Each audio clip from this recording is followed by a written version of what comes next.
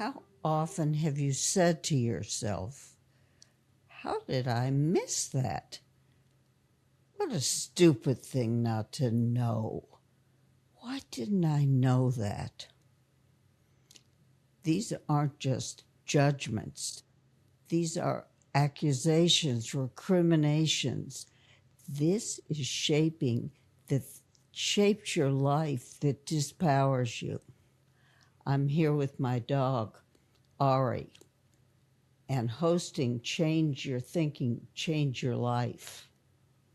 As many of you know now, performance potential, being the best that you can be, doing the best that you can do, bringing into play all that you know now, is a way of thinking that has been central to both my life and professional career.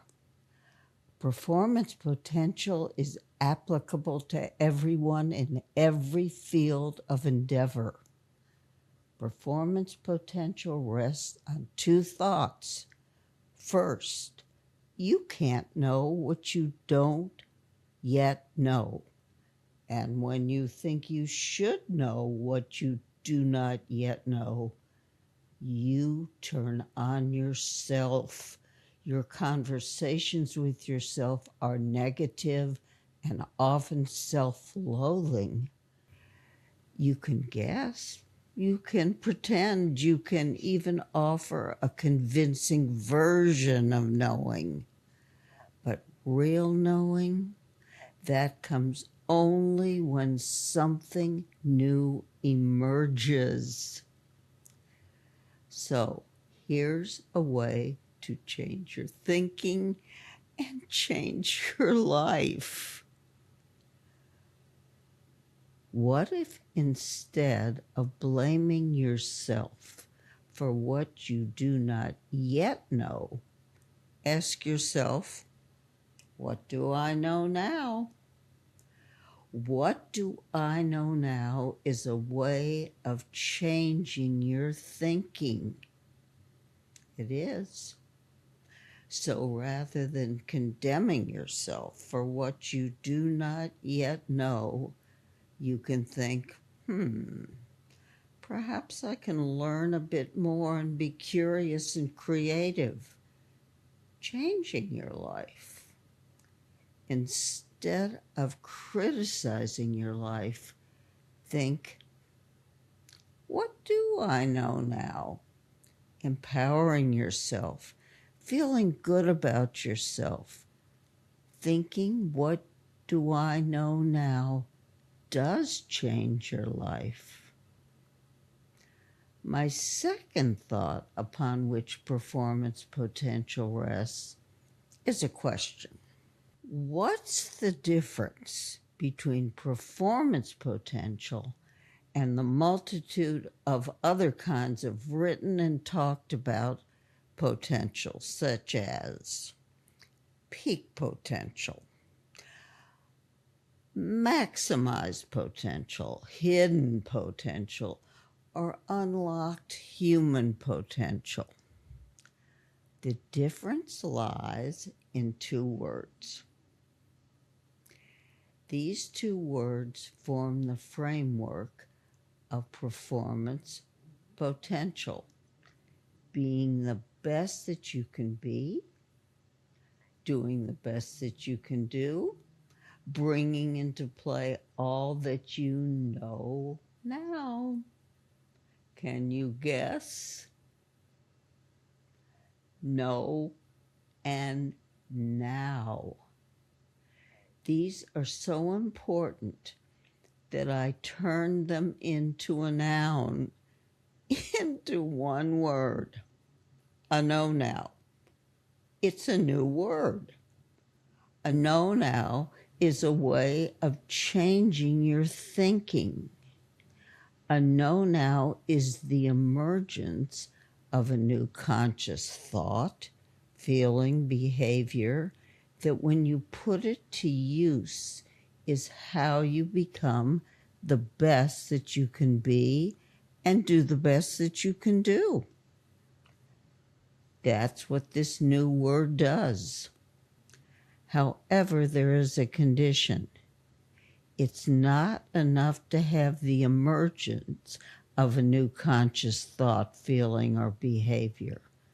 You must bring that emergence into play, into everything that you can do on the stage, flying a plane, in the hospital, in a classroom, constructing a road.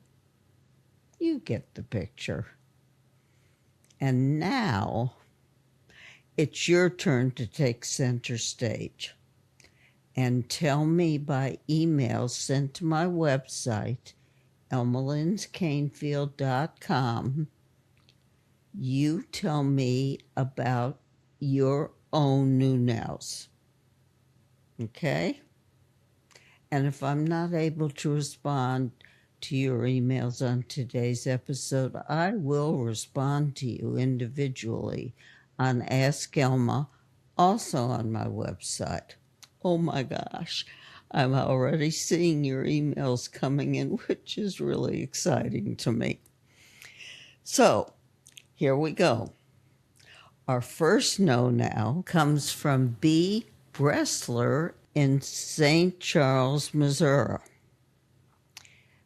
B writes, my new no now came after my divorce, when I realized that I had spent several years trying to change my spouse instead of trying to change myself. Have you seen that in your work? Short answer, yes. And we can never change anyone. We can only change ourselves. B, if it's all right, I'd like to give you a fuller response, because constantly changing yourself as you did, I'm sure you changed your life. I'm not going to discuss changing a situation such as marriage counseling, which I really believed in, as it involves your former husband, and I'm going to respond to you and your potential change only. In an unhappy relationship, there are a couple of choices. One of these is changing your perspective, what you think of your partner. If you're unhappy, you can imagine that your partner is a completely different person. Okay? For example, you could have made your husband into a saint or a hero, someone you desired and respected, a different person. However, you did not choose that. You could have also accepted him for who he was and felt grateful for his wonderful being. You might have learned to love the traits that caused you to leave him and given him a lot of forgiveness. That too is an option. However, you chose to change yourself to show up differently in the world.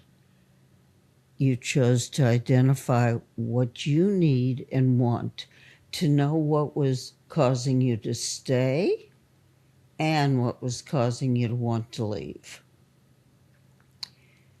You made your decision to divorce from the changes that you were making about yourself. You chose to know who you are. You decided to change the way you thought about yourself and change the way you live.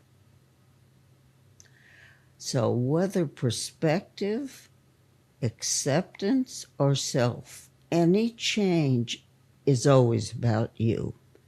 Never, ever about the other. Thank you, B, for our first email. Our next email comes from Ray Disco in Forest Hills, New York. And Ray writes, "My know now came when I realized that I was saying yes to everyone to avoid disappointing people. Learning to say no has changed my life. It's hard to learn that no is an acceptable answer." Hi, Ray. Thank you for your response, and how I wish we could speak directly. If we could, I think I would ask you 3 questions about what you think. First, what were the 4 changes in your life when you learned to say no? Okay. And second, what do you think would have been the worst thing that happened if you had said no? And third, of the 2 questions that I just posed, which one would you like to say no to? Ray, since we can't really have a direct conversation, I'll try to address why it's hard to learn that no is indeed an acceptable answer. Learning to say no is a way to change your thinking, which, as you know now, will change your life. However, the resulting consequences may feel initially uncomfortable. I'm going to offer one example, one result of saying no. Articulating no creates boundaries.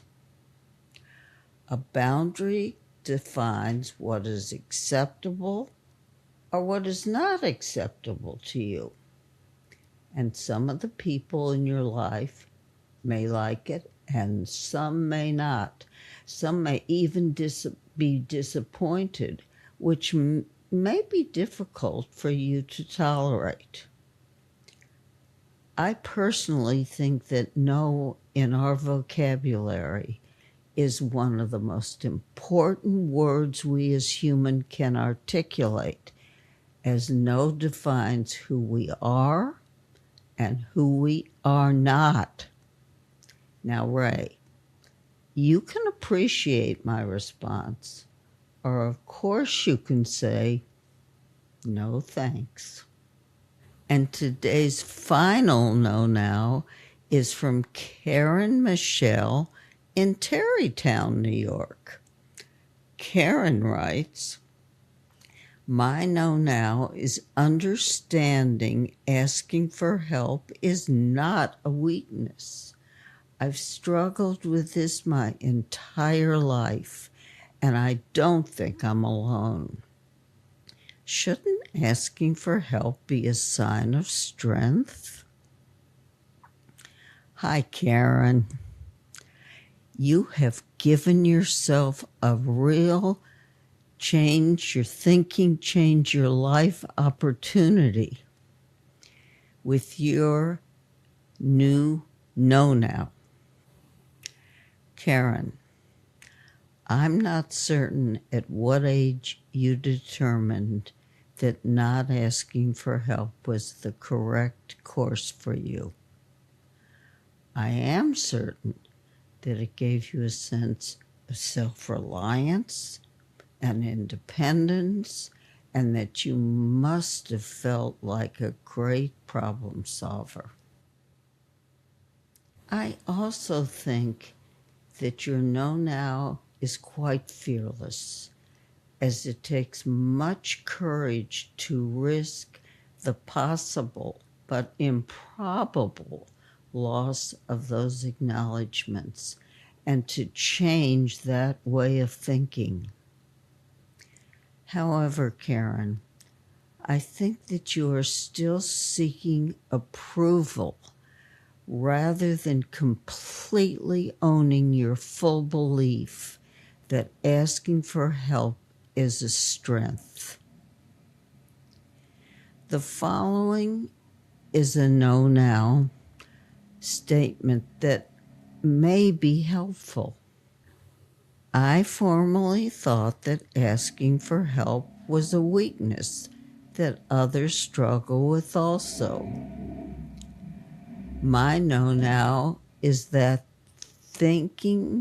I think asking for help is my strength. Change my thinking. That expresses trust, confidence in myself and others.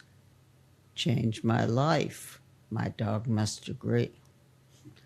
Karen, I would love to pursue this with you if you think that I might be helpful. I hope you enjoyed the center stage portion of this episode as much as I did, and that it has helped you create new know-nows for yourself. Catch every episode of Change Your Thinking, Change Your Life by going to my website, elmalinscanfield.com, where you can also subscribe to automatically receive each episode.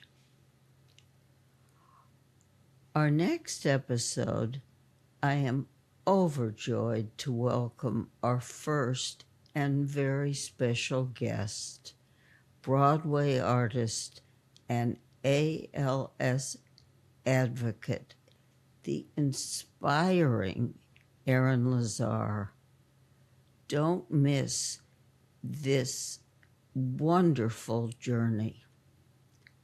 Until then, I am Elma Lyns Canfield, host of Change Your Thinking, Change Your Life, with two wishes for you. One, that you both enjoy, use, and share your new word, know now. And two, may your know-nows serve you in life-changing ways.